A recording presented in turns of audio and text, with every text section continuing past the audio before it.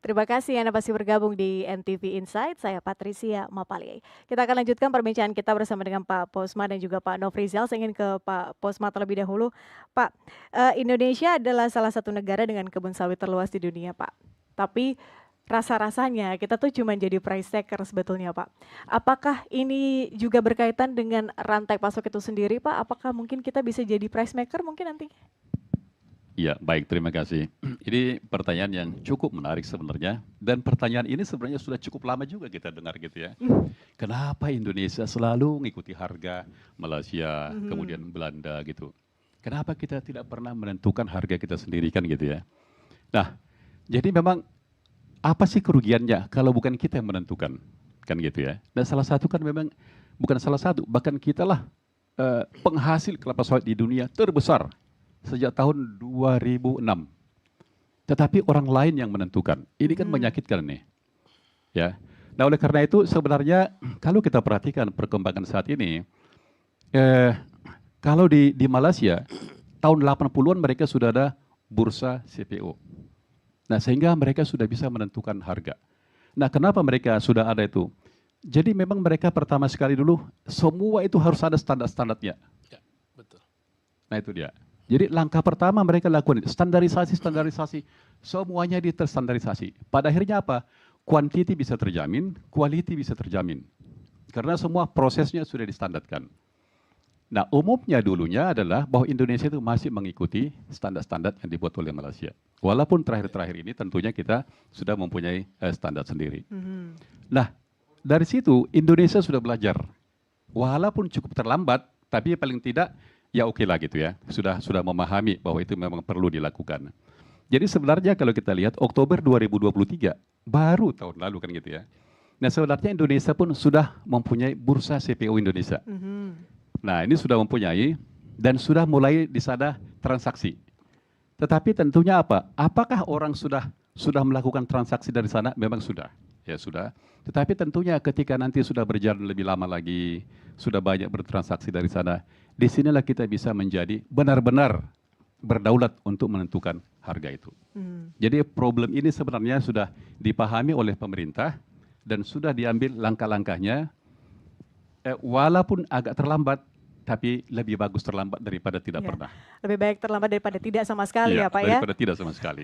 Oke, Begitu. itu dari sisi kemudian kita sebetulnya bisa menjadi price maker ya, instead of, kita Iya, jadi price taker gitu, yang ngikut-ngikut harga doang gitu kan. iya, Oke, tapi kalau kemudian kita berbicara tadi Pak Nuril sebenarnya sudah singgung ya soal kolaborasi, kolaborasi itu yang penting. Ketika kemudian kita berbicara ingin meningkatkan misalnya penjualan secara umum gitu ya dari industri kelapa sawit atau mungkin dari sisi produksinya maupun juga logistik, kolaborasi yang menurut, Pak Posman ideal itu antara pemerintah maupun juga pihak swasta maupun juga pihak-pihak terkait sebetulnya seperti apa, Pak? iya. Sebenarnya dari sisi ada satu contoh kolaborasi sebenarnya yang cukup bagus. Misalnya gini, eh, di satu tempat itu kan pelabuhan misalnya tidak ada, ya pelabuhan tidak ada. Supaya dia lebih efisien, bisa saja beberapa perusahaan yang ada di sana membuat satu pelabuhan bersama. Mhm. Nah, jadi tidak perlu. Nah, sekarang kan banyak juga perusahaan-perusahaan yang membangun pelabuhan-pelabuhan mereka kecil-kecil seperti itu. Nah, ini kan akhirnya di sini biaya operasionalnya tinggi, di sana biaya operasional tinggi. Nah, sebenarnya bisa saja dibuat pelabuhan, kalau misalnya pun itu pelabuhan swasta, bukan pemerintah yang berinisiatif, bisa berkoordinasi, kemudian buat pelabuhan, pasti biaya itu akan lebih rendah. Mhm. Jadi sebenarnya contoh kolaborasi satu yang cukup penting dilakukan khususnya di daerah-daerah terpencil. Misalnya di Kalimantan, Sulawesi gitu ya. Di Sumatera juga di beberapa tempat. Kolaborasi seperti itu tentunya masih sangat-sangat diperlukan. Dan tentu juga kolaborasi dalam apa? Dalam proses manajemen tadi. Mhm. Nah, contoh di pabrik kelapa sawit. Kan tidak semua pemilik-pemilik perusahaan itu yang benar-benar memahami bagaimana memanage operasional daripada kebun dan pabrik itu. Nah, masih ada juga pemilik perusahaan yang masih menggunakan manajemen yang apa ya, yang belum direkrut dari orang-orang yang berpengalaman. Nah, gitu. Jadi sehingga apa? Karena pengetahuan kurang, sehingga apa? Biayanya tinggi dan produktivitas rendah. Kita harus belajar dari siapa, Pak? Nah, sebenarnya gini. Nah, ini. Jadi kan paling tidak satu gini, ketika perusahaan misalnya baru, ya kan sudah banyak pengalaman-pengalaman atau tenaga kerja yang berpengalaman di perusahaan lain. Ini sesuatu bukan haram itu direkrut dari tempat lain kan, itu halal kan gitu ya. Nah ini satu sebenarnya. Yang kedua tentu kan ada banyak profesional-profesional yang menawarkan jasanya sebagai konsultan contohnya kan, yang bisa memberikan masukan-masukan sehingga apa, dan dipantau perkembangan perusahaan tersebut sehingga bisa dipastikan dia perlahan-lahan akan naik. Karena mulai dari A sampai Z bisa, terutama tadi di proses manajemennya. Begitu TBS masuk ke dalam pabrik, apa yang dilakukan? Ketika dia keluar, CPO dan kernel, apa yang dilakukan setelah itu?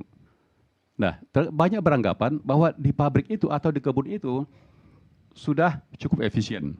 Oh misalnya, oh biaya di kebun saya kan hanya Rp600, Rp700 per kilogram. Nah dianggap itu sudah efisien, padahal orang lain kan ada yang 400, ada yang 500, memang ada juga yang sampai 1.200, bahkan lebih ketika di daerahnya di Papua gitu ya. Di pabrik juga seperti itu, oh saya kan biaya saya hanya 150, itu sudah hal yang biasa. Tetapi orang lain kan ada yang biayanya hanya Rp70 gitu. Nah kenapa kita tidak belajar, ya kita belajar, ya ini kan termasuk kolaborasi juga kan gitu ya. Kenapa kita tidak belajar dari orang lain supaya apa, bisa kita menjadi, artinya benchmarking. Ya benchmarking, bisa kita ikuti itu sebagai titik untuk kita meningkatkan produktivitas kita. Oke. Nah, gitu. Oke, saya ke Pak Nofrizal. Pak Nofrizal, tadi sebetulnya kan kita sudah bahas panjang lebar dengan Pak Posman ya soal kemudian industri kelapa sawit seperti apa dari sisi logistik. Saya ingin Pak Nofrizal kemudian memberikan pandangan sebetulnya dari sisi supply chain rantai pasok itu sendiri, di sisi industri kelapa sawit sebetulnya seperti apa? Adakah yang bisa diefisiensi mungkin sepengetahuan Pak Nofrizal? Ya. Terima kasih Mbak. Saya melihat bahwa memang yang paling mendasar adalah apa yang barusan kita diskusikan, yaitu kolaborasi. Kolaborasi itu kalau mencapai titik trust yang tinggi ya. Jadi kalau mencapai titik trust yang tinggi, maka kita akan mendapatkan win-win solution di situ.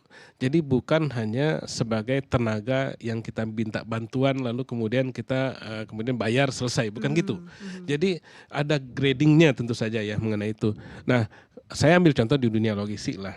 Banyak perusahaan kurir di Indonesia yang bisa menjamin atau perusahaan e-commerce yang bisa menjamin same day delivery ke seluruh Indonesia, next day delivery ke seluruh Indonesia, padahal dia nggak punya pesawat kan. Itu artinya kan contoh kolaborasi yang dia buat dan muncul begitu sampai walaupun pada akhirnya formalinya adalah MOU, perjanjian kerjasama dan sebagainya, gitu, kontrak dan sebagainya. Tapi sebenarnya itu lahir dari sebuah prinsip-prinsip bagaimana mengembangkan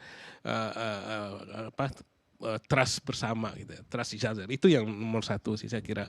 Nah, kalau kita bicara dari sisi kelapa sawit, saya melihat bahwa sebenarnya ini rantai pasokannya atau supply chain-nya itu dari hulu ke hilirnya, dari produk raw materialnya, kemudian work in process atau barang setengah jadinya sampai jadi barang jadi, itu semua membutuhkan itu gitu. Dan karena kita merasakan bahwa kita membutuhkan itu, maka tidak mungkin kita urus sendiri. Jadi karena itu kita membuka diri untuk bisa membangun satu kolaborasi dengan pihak-pihak yang mungkin sama perspektifnya dengan kita, sehingga membangun satu lantai proses barang dan pergerakannya sampai ke customer dengan efisien gitu. Nah pada posisi seperti itu memang tidak segampang saya ngomong dengan kata-kata gitu ya. Tapi itu yang dilakukan dan kalau saya menyebut nama perusahaan banyak sekali yang contohnya sudah sukses mengenai itu. Jadi kita bisa mengatakan bahkan bagi beberapa perusahaan untuk membantu satu proses kolaborasi yang baik di hulu, di bahan baku atau di raw material misalnya, dia kontrak beneran dan bahkan dia bangun perusahaan itu untuk supaya berkembang terus dan dia sisipi, dia kasih makan itu perusahaan itu untuk bisa terus bangun sehingga kemudian perusahaan itu merasa nyaman karena dia dibantu besar gitu ya. Kita membeli terus bahan baku dari dia gitu loh. Nah, perasaan itu yang harus tumbuh dan berkembang gitu. Jadi jangan sampai misalnya perusahaan itu dia partner kita tempat membeli bahan baku, tapi terserah dia aja mungkin. Tapi kita katakan, you kalau standar memenuhi kriteria ini kita besarin.